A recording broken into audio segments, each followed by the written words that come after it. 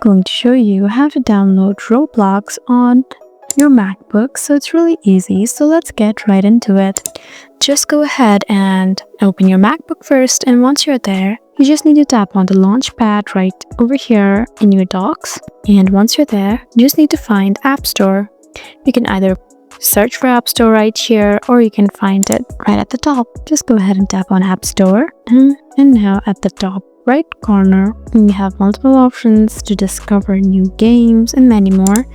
Just go ahead and tap on the search bar right here and tap on Roblox to search for it. So normally it would appear over here, but if you cannot find it in your app store, then you just need to close it and open your browser and type in Roblox download. Just go ahead and tap on the first option and tap on this option right here that says download Mac app. So the DMG has been downloaded. Just go ahead and open the file, and all you need to do is double click to install. Just go ahead and do so. Tap on open, and as you can see, it is downloading Roblox. Just wait for a little while, have some patience, and the game should automatically download after this. Just go ahead and tap on allow, and there you go. You have successfully downloaded Roblox in your MacBook.